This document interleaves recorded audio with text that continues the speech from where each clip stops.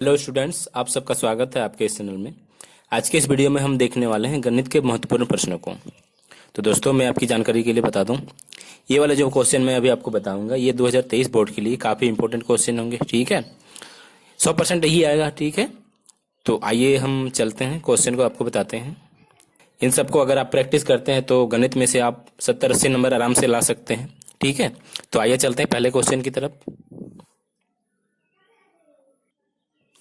तो हमारा पहला क्वेश्चन है दोस्तों, यूक्लिड विभाजन एल्गोरिथ्म का प्रयोग करके 420 और 272 का एचसीएफ ज्ञात कीजिए। ठीक है, एचसीएफ यानी हाईएस्ट कॉमन फैक्टर। ठीक है, तो दोस्तों यहाँ पे जो बड़ा रहता है, देखिए मतलब बड़ा संख्या जो रहता है, यहाँ देखिए 420 है 272 की तुलना में, तो इसे हमको ए मानना पड़ता है। ठीक है, तो यूक्लिड विभाजन का एक सूत्र होता है, क्या होता है, ए बराबर बी क्यू प्लस आर होता है। तो हमें यहाँ लिखना होगा, यहाँ 420 बड़ा है 272 से, बड़ा का साइन इधर है, मतलब इधर मुंह खुला हुआ है। ठीक है, तो क्या होगा, ए बराबर जो बड़ा संख्या होता है उसे हम ए मान लेते हैं, ए बराबर 420 होगा। ठीक है दोस्तों, और जो बी बराबर 272 होगा, यहाँ से इस जगह के लिए होगा। ठीक है, बी बराबर 272, बाकी और अगर हम आगे सॉल्व करेंगे तो उस जगह कुछ अलग अलग मान निकलेगा। ठीक है, तो हम जानते हैं, यहाँ लिखना होगा, हम जानते हैं ए बराबर बी क्यू प्लस आर। ये कुछ नहीं है दोस्तों, वही भाज्य बराबर भाजक गुना भागफल जोड़ शेषफल, वही वाला है। ठीक है, आपने पिछले क्लास में पढ़े होंगे, वही वाला है, उसको हमको सिद्ध करना होगा यहाँ पे। ठीक है, इन दोनों का एचसीएफ ज्ञात करना होगा जब तक जीरो नहीं आ जाता। ठीक, तो यूक्लिड विभाजन एल्गोरिथम से यही होता है, ए बराबर बी क्यू प्लस आर। तो हमें क्या करना होगा, इससे इसको भाग देना होगा। हम चरण वाइज इसको लिखते हैं, चरण एक,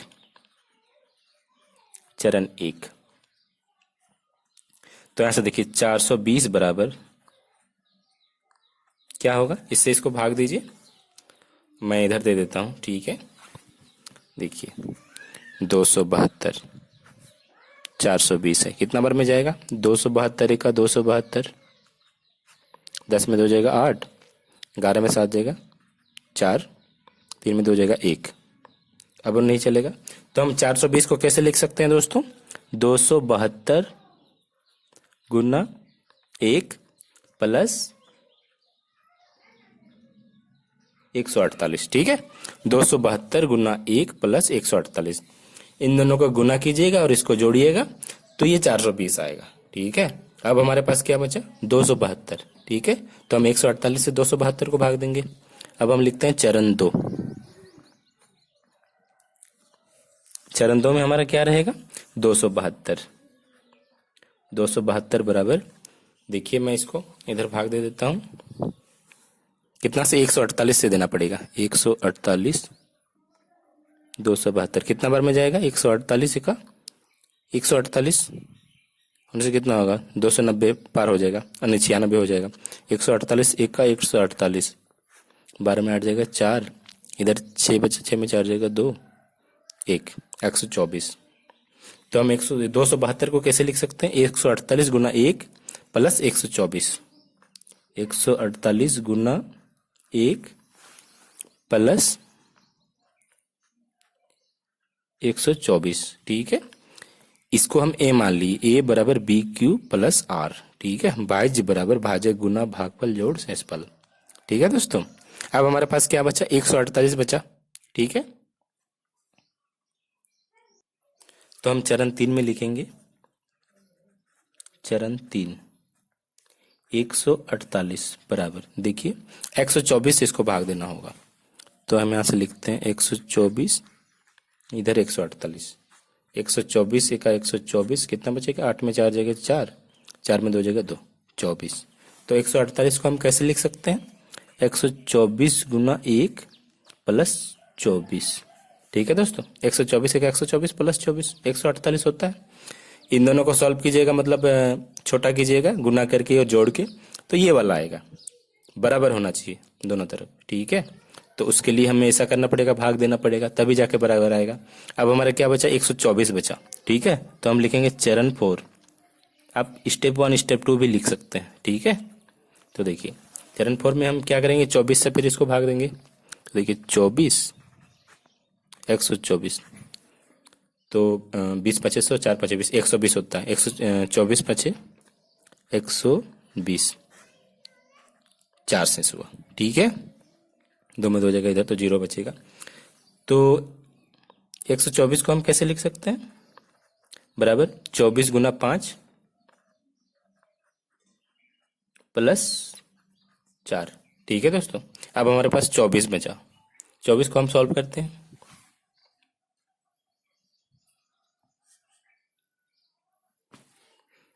तो यहां से लिखेंगे चरण 5 24 बराबर, देखिए 4 से इसको 4 24, 4 6 24, 0 से ऐसा आया। तो 24 को हम कैसे लिखेंगे, 4 गुना 6 प्लस 0, ठीक है। 4 गुना 6 प्लस 0, 4 से 24 होता है, ये आया बराबर। तो देखिए दोस्तों, एचसीएफ हमारा देखिए 0 से जस्ट ऊपर वाला उन दोनों का एचसीएफ होता है। तो 0 से ऊपर आपका ये है, इधर भी देखिए 0 से ऐसा आया। इन सबको अगर आप करते हैं तो 0 से ऐसा आता है, तो 0 से जस्ट ऊपर वाला इन दोनों का एचसीएफ होता है। तो हम यहाँ से साधारण लिख देंगे, अतः एचसीएफ कितना 420 272 का बराबर कितना होगा, 4, ठीक है दोस्तों। ये हमारा इन दोनों का एचसीएफ आया।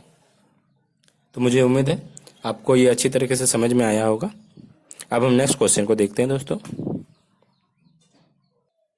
हमारा नेक्स्ट क्वेश्चन है, सिद्ध कीजिए √5 एक अपरिमेय संख्या है। तो इसको हमको सिद्ध करने के लिए मानना पड़ेगा दोस्तों कि अपरिमेय संख्या हमको सिद्ध करने के लिए पहले मानना पड़ेगा कि ये एक परिमेय संख्या है, ठीक है। तो हमने यहाँ लिखा माना √5 एक परिमेय संख्या है। तो परिमेय संख्या को हम कैसे सूचित करते हैं दोस्तों, परिमेय संख्या को हम कैसे जानते हैं, उसका ये क्या होता है, डेफिनेशन क्या होता है। तो परिमेय संख्या हम उसे ही कहते हैं जिसे हम P/Q के रूप में लिख सकते हैं।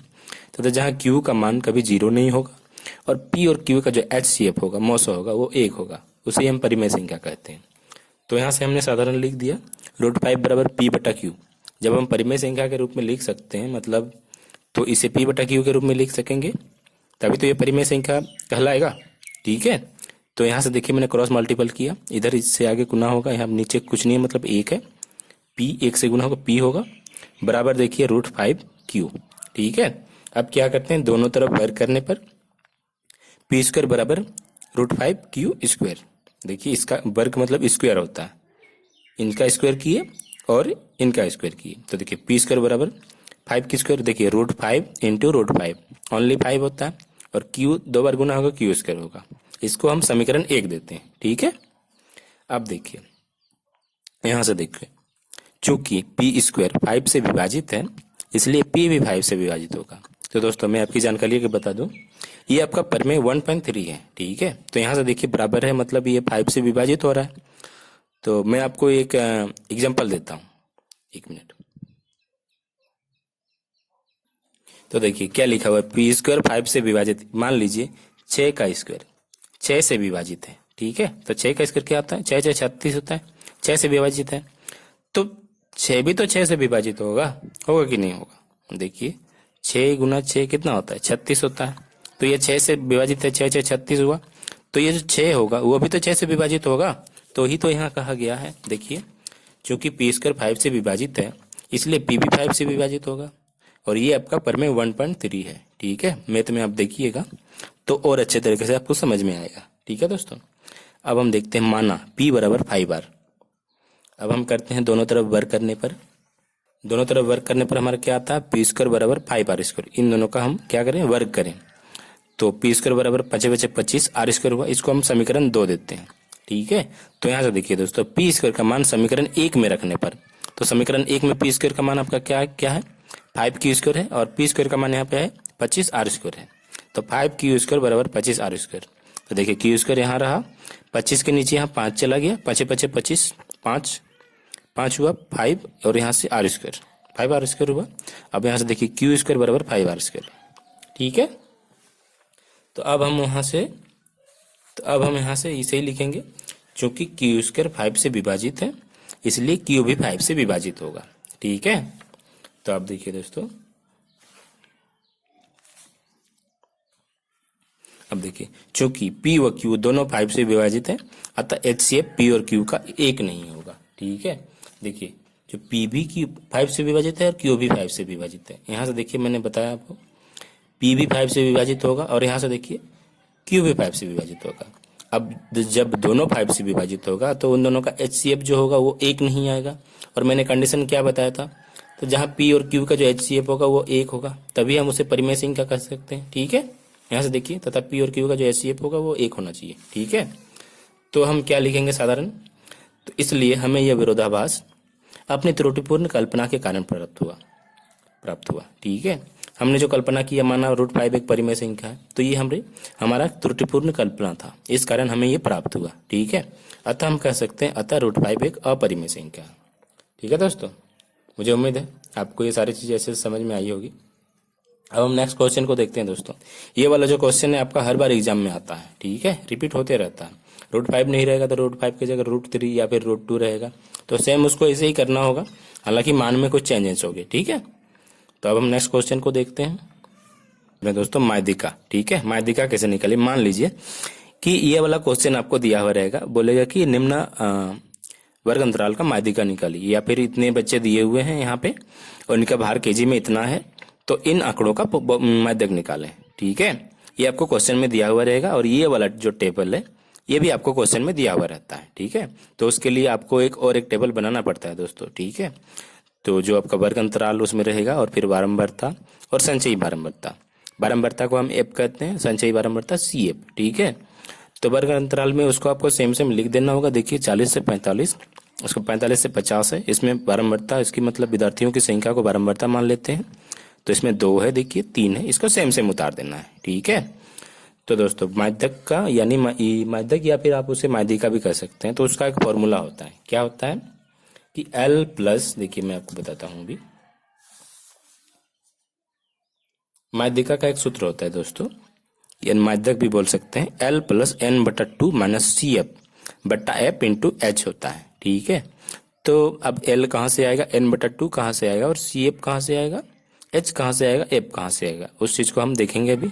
तो देखिए पहले हम N/2 निकालते हैं। तो देखिए दोस्तों, इन सभी का योग, जो बारंबारता में जो आंकड़े दिए हुए रहते हैं, इन सभी का योग को हम क्या कहते हैं, N कहते हैं। ठीक है, तो देखिए 3 2 5 8 5 13, 13 6 19, 19 6 25, 26 17 28 29 30, तो N बराबर हमारा 30 आया। ठीक है, तो 30 आया, तो N/2 हमारा कितना आएगा, N/2 तो 30/2 15 आएगा।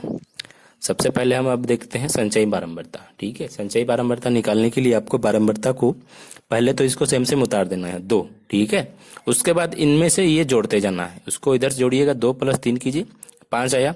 अब 5 में से 8 जोड़िए, 5 + 8 13 आया। ठीक है, 13 में से फिर ये 6 जोड़िए, 13 6, 19 में से 6 जोड़िए, 25 आया। 25 में फिर 3 जोड़िए, 28 आया। 28 में फिर 2 जोड़िए, 30 आया। तो देखिए दोस्तों, यहाँ जो N बराबर 30 आया ना, ये जो 30 मतलब दोनों मैच, अगर यहाँ पर कुछ और आता तो इसका मतलब आप यहाँ पे कहीं गलती की है। ठीक है, तो N बराबर हमारा 30 आया इधर, और इधर भी यहाँ 30 आया लास्ट में। ठीक है, तो अब हम देखेंगे N/2 हम निकालें, 15 आया। तो दोस्तों यहाँ पे देखिए संचयी बारंबारता में देखिए 15 से थोड़ा सा ज्यादा। ठीक है, 15 से थोड़ा सा ज्यादा नहीं। ठीक है, तो 15 से ज्यादा क्या है आपका, 19 है। तो ये वाला जो वर्ग है ना दोस्तों, ये आपका माध्यक वर्ग है। ठीक है, तो 19 है, 19 से जस्ट ऊपर वाला इनका CF होता है। ठीक है, यानी हमारा CF क्या हुआ, 13, और जो 19 के जो इधर वाला जो साइड में रहता है बारंबारता में, तो इसे हम F मान लेते हैं। ठीक है, तो F बराबर हमारा कितना है, 6 आया।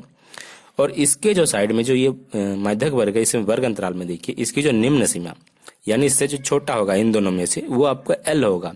तो यानी 55 छोटा है, यहाँ से 55 और 60 में से 55 छोटा है, तो L आपका 55 होगा। ठीक है, और इन दोनों का अंतर जो होगा वो आपका H होगा। ठीक है, तो H बराबर हमारा कितना है, H बराबर 5। ठीक है, तो यहाँ देखिए मैं यहाँ लिख दूँ H बराबर 5। इन दोनों का अंतर को हम H कहते हैं, और जो इनमें जो निम्न सीमा छोटी होती है उन्हें हम L कहते हैं। तो हमारा L निकल के आया, N/2 निकल के आया, CF निकल के आया, F निकल के आया। तो हम मान बिठा देंगे, हमारा आंसर निकल के आ जाएगा। ठीक है, तो देखिए एल आपका कितना है, एल आपका 55 है, देखिए 55 प्लस n/2 आपका 15 है, माइनस सी एफ आपका देखिए 13 है यहाँ पे, बट्टा एफ आपका 6 है, ठीक है, गुना एच 5 है। तो यहाँ से देखिए 55 प्लस यहाँ से देखिए 15 माइनस 13 2 हुआ, बट्टा में 6 गुना 5, ठीक है, देखिए 15 माइनस 13 2 हुआ, बट्टा 6, यहाँ पे देखिए गुना है 5। अब देखिए यहाँ से 55 प्लस 5 इससे गुना हुआ, 5 दूना 10 बटा 6 हुआ, तो 55 प्लस यहाँ देखिए 6 इससे भाग देंगे 1.66 आएगा, ठीक है। तो 55 और 1.66 कितना होता है, 56, 56.66 या फिर 56.67 भी लिख सकते हैं, ठीक है। तो ये आपका आंसर होगा, ठीक है दोस्तों। अब हम नेक्स्ट क्वेश्चन को देखते हैं। हमारा नेक्स्ट क्वेश्चन है दोस्तों, बिंदुओं ए बी तथा माइनस ए माइनस बी के बीच दूरी निकालें, यानी दूरी ज्ञात करें, ठीक है। तो दूरी का एक सूत्र होता है दोस्तों, x2 माइनस x1 का whole square plus y2 minus y1 का होल स्क्वायर, और पूरा अन्य रूट के अंदर में होता है, ठीक है। तो हम मान लेते हैं, माना कैपिटल ए बी तथा B minus A minus B दो बिंदु है, ठीक है। तो दूरी सूत्र से क्या होता है, ए बी बराबर under root x2 minus x1 का whole square plus y2 minus y1 का होल स्क्वायर होता है, ठीक है। तो यहाँ से देखिए दोस्तों, x1 आपका क्या है, x1 आपका ये वाला a है, ठीक है, x2 आपका माइनस ए, y1 आपका b है, y2 आपका माइनस b, ठीक है। मैंने यहाँ पे लिख दिया, देखिए। तो यहाँ से मान बिठा देंगे, आंसर निकल के आ जाएगा, ठीक है। तो ए बी बराबर देखिए x2 आपका क्या है, माइनस ए माइनस x1 आपका ए है का होल स्क्वायर प्लस y2 आपका माइनस बी है और माइनस y1 बी है, तो b का होल स्क्वायर, ठीक है। तो ए बी बराबर minus A minus 2a whole square plus minus B minus 2b का होल स्क्वायर, ठीक है। तो ए बी बराबर 4a स्क्वायर होगा, माइनस 2 बार गुना कीजिएगा, माइनस माइनस प्लस होता है, ठीक है। तो प्लस में आंसर आया, मतलब प्लस में ये निकल के आएगा 4a स्क्वायर प्लस, यहाँ पे फिर वैसा ही हुआ, माइनस माइनस प्लस होता है, तो -2 और -2 प्लस में 4 आएगा, तो 4b स्क्वायर हुआ। अब देखिए ए बी बराबर यहाँ से 4 कॉमन आया, ए स्क्वायर प्लस बी स्क्वायर, देखिए इन दोनों से 4 कॉमन आया, तो ए स्क्वायर बचा प्लस बी स्क्वायर बचा यहाँ से, ठीक है। तो √4 को हम कैसे लिख सकते हैं, √4 को हम √2 गुना √2 लिख सकते हैं, √2 का मतलब 1 को 2 आएगा, ठीक है, 2 हुआ, तो यहाँ से 1 2 हुआ, ठीक है। उसके बाद रूट के अंदर में ए स्क्वायर प्लस बी स्क्वायर, तो ए बी बराबर 2 अंडर रूट ए स्क्वायर प्लस बी स्क्वायर हमारा आंसर हुआ, ठीक है। अब हम नेक्स्ट क्वेश्चन को देखते हैं दोस्तों। मान निकाले 2 tan square 45 degree plus sine square 30 degree minus cos square 60 degree, ठीक है। इसमें बस मान बिठा देना होगा, आपको आंसर निकल के आ जाएगा। तो देखिए 2 tan का मान होता है, tan 45 डिग्री का मान होता है 1, तो tan स्क्वायर है, तो 1 का स्क्वायर प्लस साइन 30 डिग्री का मान होता है 1/2, तो साइन स्क्वायर है, तो 1/2 का स्क्वायर माइनस कोस 60 डिग्री का होता है 1/2, तो 1/2 यहाँ पे स्क्वायर है, तो 1/2 का स्क्वायर, ठीक है। तो 2 इंटू 1 2 बार गुना होगा 1 होगा, प्लस 1/2 का स्क्वायर क्या होगा 1/4 होगा, माइनस यहाँ पर भी 1/2 का स्क्वायर 1/4 होगा। उसके बाद देखिए 2 1 का 2 हुआ यहाँ पे, प्लस 1/4 माइनस 1/4, तो नीचे कुछ नहीं मतलब 1 है। इन तीनों का लॉसो किए तो 4 आया, ठीक है। 1 4 4 का लॉसो कीजिए 4 आएगा, 1 इससे 4 से भाग होगा, 1 4 4, तो 4 को फिर 2 से गुना करेंगे, 4 दूना 8, प्लस का साइन है, सॉरी 4 1 4 से भाग होगा 1 होगा, फिर 1 को 1 से गुना करेंगे 1 होगा, माइनस का साइन है, फिर 4 4 से भाग होगा 1 होगा, 1 यहाँ से इसको गुना करेंगे 1 होगा, 8 और 1 9 माइनस 1 8/4, तो 4 कटे 4 में से 2 मतलब 4 दूना 8, तो 2 आंसर हुआ, ठीक है। तो मुझे उम्मीद है दोस्तों ये सारी चीज़ें अच्छे आपको अच्छे से समझ में आई होगी। तो वीडियो कैसी लगी कमेंट करके ज़रूर बताएं। मिलते हैं नेक्स्ट वीडियो में, थैंक यू।